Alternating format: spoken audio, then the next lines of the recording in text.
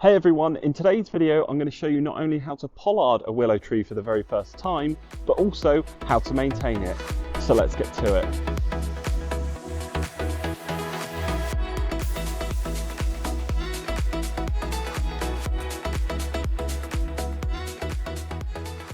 Now, before we get started, I'm just going to explain what pollarding is and why you may want to incorporate this pruning method into your garden.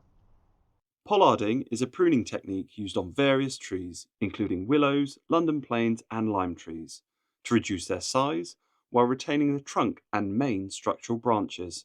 It is done while the plant is dormant over the winter months to reduce the shock to the plant and prevent it from bleeding sap.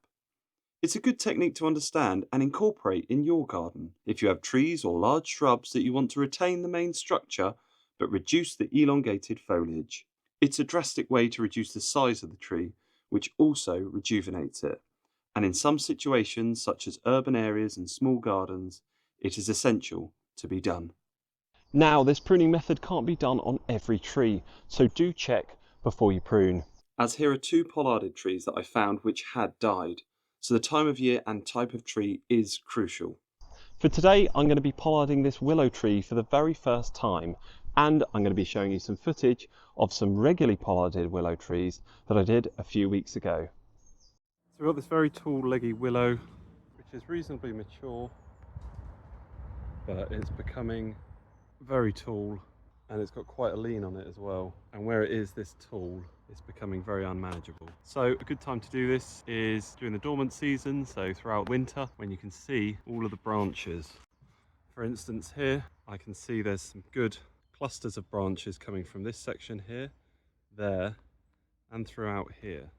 There's a good selection of branches coming out here, so I'm going to cut these to one bud or one node to leave it as little stubs, which will then form a knuckle, and then year after year I can prune back the whippy shoots that come out from that point there. So it will look like a knuckle like this, and then you'll get shoots coming out each year of that knuckle, which then you just cut back to a knuckle again. So it's just finding those points on the tree where there's a section where lots of branches come off from, which is also an appropriate height. So I'm going to take the tree down to this height here. Now, because the tree is leaning towards the camera, I'm trying to take as much weight off the front as possible.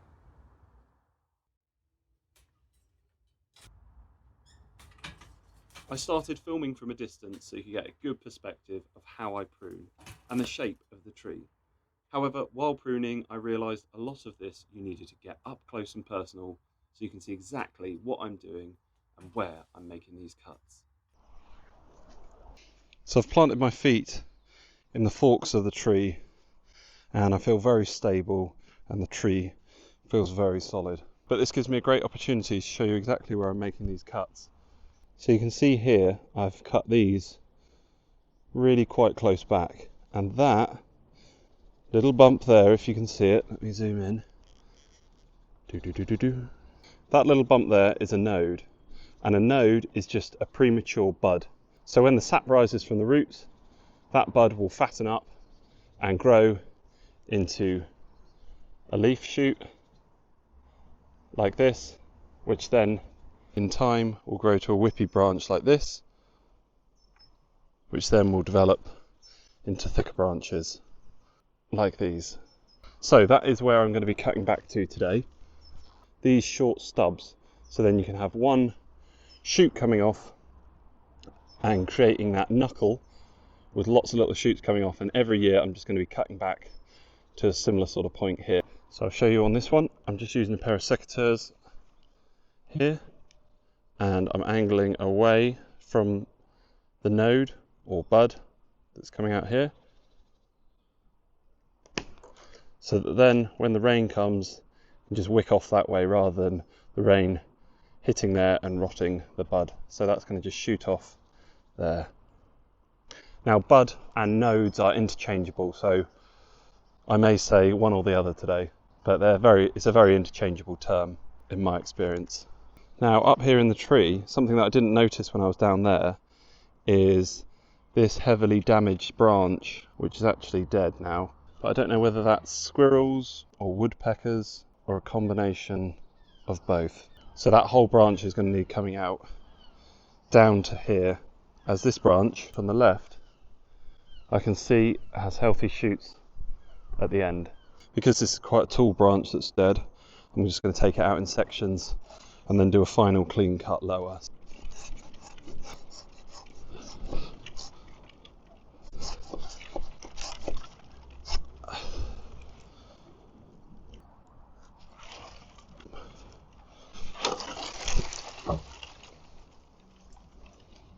There she goes. Right, now I can comfortably come in here and cut a nice clean cut. So you can see here where it joins, I'm going to cut it a little bit above the join, not too close, as I want enough left for it to heal over. So leave it a little bit higher than the join, and I'm going to come in at an angle once again, so when the rain comes it doesn't just rot and then cause the rot to come down and killing off this branch.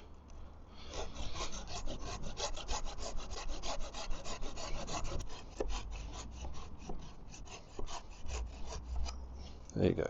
So that's going to heal up nicely as I've cut back to a living area there.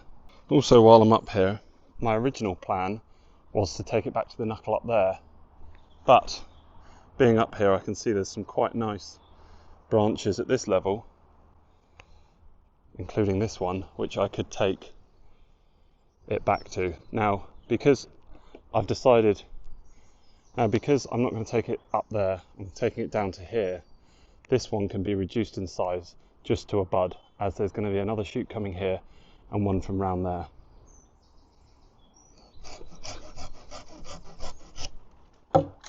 So now I'm going to cut this once again at an angle to allow the water to wick away.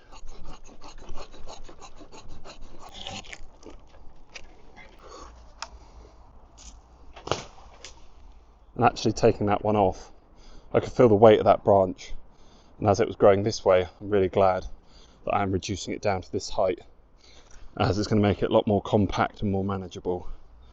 So the next one is going to be this one down to here, once again to form that knuckle where new shoots will grow off in different directions, that then I can come this time next year and prune these shoots back to a knuckle again. Once again, if you're taking thick heavy branches, take them down in stages, as willow does have a tendency to crack and tear, so it's always a good idea to just take them down safely in stages. And it is good practice as well to do an undercut where you cut below to a small section and then come above, as this way when you come through the top, this isn't going to hinge on the bark and tear the bark all the way down the tree. So by doing this, you're cutting through the bark and the cambium layer, so you're into the wood, ready for when you come through this side, that then it'll come off without tearing the bark.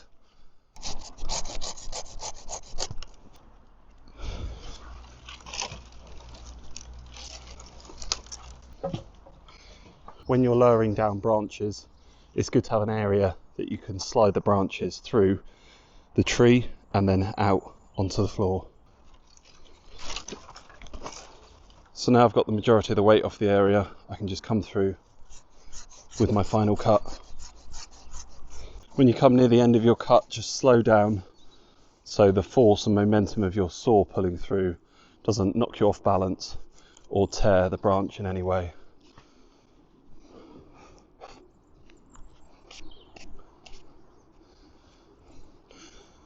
So actually I'm going to do that again. I don't like the angle on that one. I want it to come to this bud here,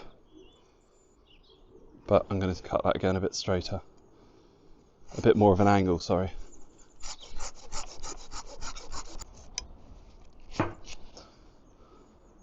There we go, that's far better.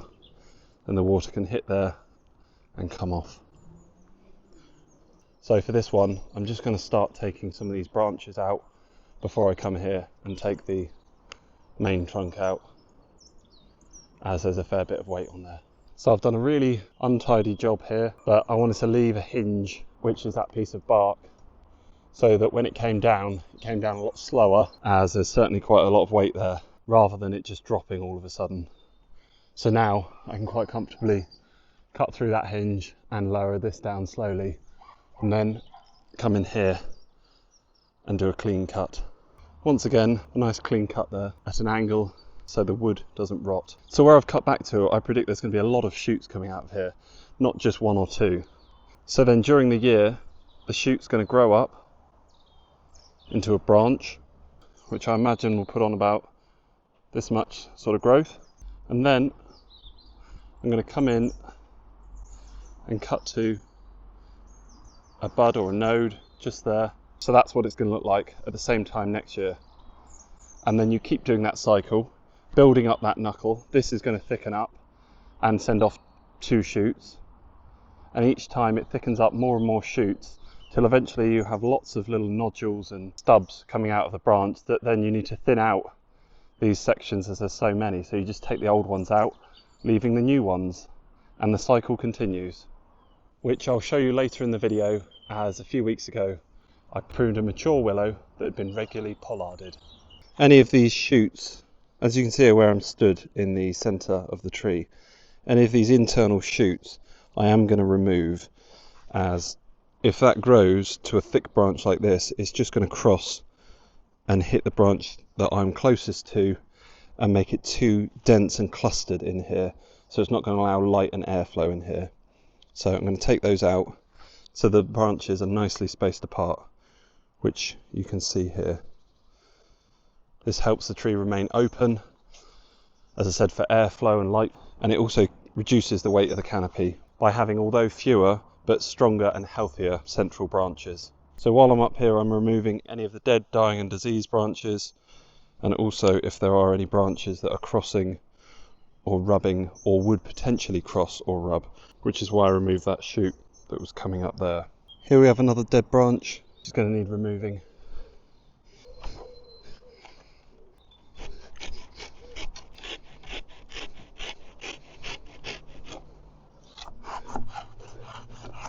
When you are removing dead branches, make sure you don't cut into the collar of the tree, as that's where it's packed full of cells that'll heal it over. So you want to make sure that you find the collar and then cut it just a bit in front of that to allow this to heal and callus over.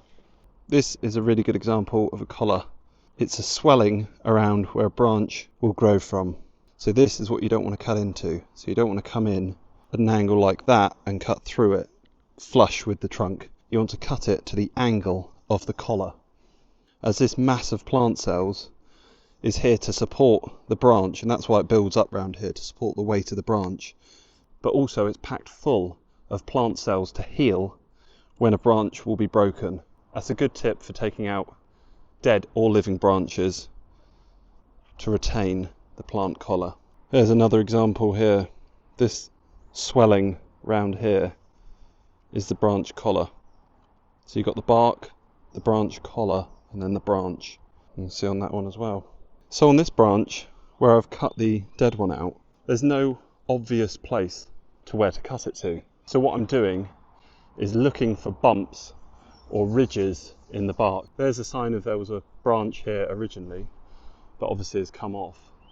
Here, there's more of a prominent bump coming out. But also I want to make sure it's in keeping with the other branch height, which I think that one will be. So once again, taking off the weight so I can come through easily with a nice clean cut, not feeling the pressure or the weight of the branch above. I've got the same situation here where there's no obvious place to cut. However, under closer inspection, and just by rubbing the bark a little bit there, I'm pretty sure that's going to be a bud forming there. So that's where I'm going to cut back to. Nice angle away from the node. Here's quite an obvious section to cut back to. There's going to be some shoots coming out there. Here I've already taken a branch off before, so that one can come to here. And then this one I'll bring right down, so that becomes a knuckle itself. Actually, looking further up this branch, I can see more damage potentially once again the squirrels or the woodpecker. And from there upwards you can see all this cracking within the bark and discoloration, so I'm going to be happy to remove this branch. So once again we're back to the healthy living part of the plant. There really is quite a lot of weight on this one, so I'm just slowly going through it and then allowing the weight to bend it over and open up this cut, and then it allows it to slowly come down in a more controlled manner. This is where I've cut this one. However, I do want to keep it in line with here, so I'm going to bring it down just a little bit more, which is a shame because I wanted to keep this section as it's already starting to form a knuckle. However, I really am trying to prevent it from leaning over the water, so by taking more weight off here is only going to be more beneficial towards the tree's overall structure, and I can develop that knuckle over the coming years. That's far better height wise and outreach wise as well. And also you can see it's starting to swell here, so that's a good sign that a bud is starting to develop. And there we go. It certainly looks quite bare. I'm very happy with the size of that tree now. Far more manageable, and it's still got a good goblet structure where the foliage can grow from there and green up. Now I need to tidy up. I think if I pruned it to where I originally planned, it would have been a little bit too tall for me, as you've got to think it's going to put on a fair bit of growth this year, which then you're going to cut back down to the same height. Nice and clear and open, well structured with a good branch layout. Equally, if I really wanted to, I could have taken it down to this sort of height, just at the crown where all the branches meet at the centre there, and all of the shoots would come out from here. However, that's just about head height as you're walking through here, so shoots would end up coming across where you walk, so the branches were elongated far beyond where my finger is. So by reducing it and bringing it back into here, it's going to allow more light down to this area here, and it just keeps that tree more centered so that it doesn't lean over too much. So once you've done the first pollard prune, during that growing year it will grow lots of whippy shoots and look like this. Then you need to yearly prune these shoots down to one bud above the knuckle. This will then develop a short stubby network, which as it matures can be thinned out as and when needed. Here's a close-up to show you how to cut those new shoots back down to one bud.